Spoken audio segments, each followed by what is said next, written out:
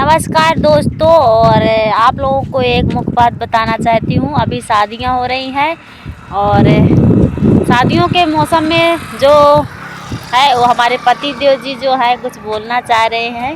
तो जय हिंद दोस्तों, ये एक्चुअली में ये कहना चाह रहे हैं कि अभी शादियों का माहौल चल रहा, बहुत इंपॉर्टेंट वीडियो होने वाली है, पूरी देखिए। जिनके घर में खासकर शादियां हैं, तो मैं दहेज की प्रक्रिया अभी भी बहुत जगह चल रही है, आपको भी पता है, मुझे भी पता है।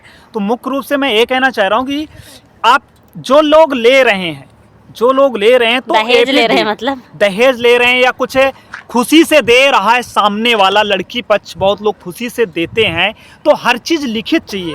क्यों चाहिए इसका मैं कारण बता रहा हूँ कि एफिडेविट में आप लिखवा लो, स्टाम्प में लिखवा के हर चीज़ लो। इवन एक चम्मच भी आती है ना, तो एक चम्मच भी स्टाम्प पे लिखवा लो, किसी और से नहीं लिखवाना।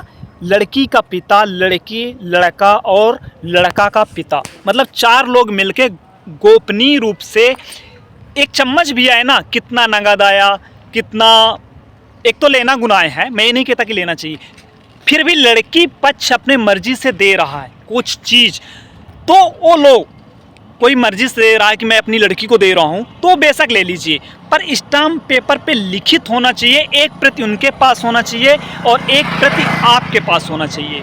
बिल्कुल। क्यों होना चाहिए?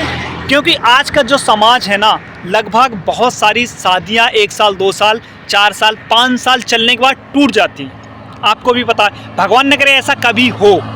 यदि होता है, उस सिचुएशन पे सामने वाला डिमांड करता है, एकदम क्लियर है, मैं अपना अनुभव बता रहा हूँ, देखा हूँ, इसलिए बोल रहा हूँ कि मैंने ए दिया था, इतना दिया था, अब वापस करो।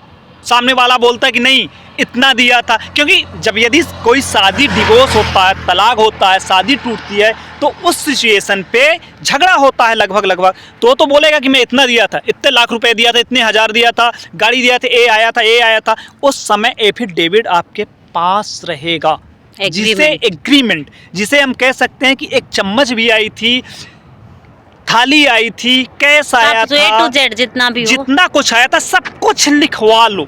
लिखित होना चाहिए, जबरदस्ती नहीं, मर्जी से लिखवाओ। क्योंकि शादी हो रही है तो मर्जी से हो रही है, तो सब कुछ लिखित रहेगा। तो भविष्य में यदि कभी ऐसी घटना हुई,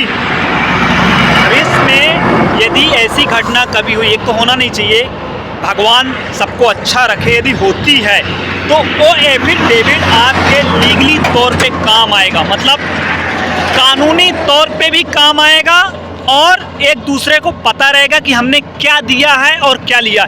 लड़की पक्ष वाले भी बनवाएं और लड़का पक्ष वाले भी बनवाएं, दोनों लोग बनवाएं, ये मैं बताना चाह रहा था। तो जिस कार्य में शादी है वो लोग जरूर यह कार्य करें, पहली चीज़। दूसरी चीज़, अपने दोस्तों तक ये शेयर करें जानकारी, क्योंकि शादियों का माहौल चलता, बहुत लोग दहेज मत लें।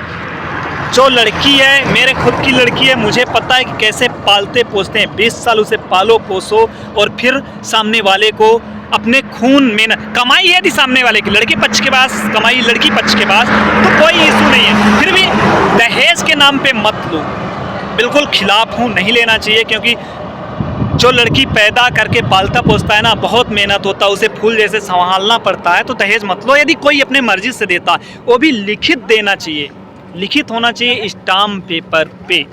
मैं ऑल ओवर यही कहना चाह रहा हूँ कि स्टाम्प पेपर में लिखित होगा ना, तो आप कानूनी तौर पे भविष्य में यदि ऐसा कुछ होता है तो उससे आप एक बहुत बड़े, मतलब लेन देन से, झगड़े से, विवाद से आप बच सकते हैं। बस इस वीडियो में इतना ही। अगले दिन अगली जानकारी के साथ हम फिर मिलेंगे, तब तक के लिए जय हिंद। अच्छी लगी हो तो शेयर करना, सभी तक पहुँचाना, फॉलो करना, सब्सक्राइब करना।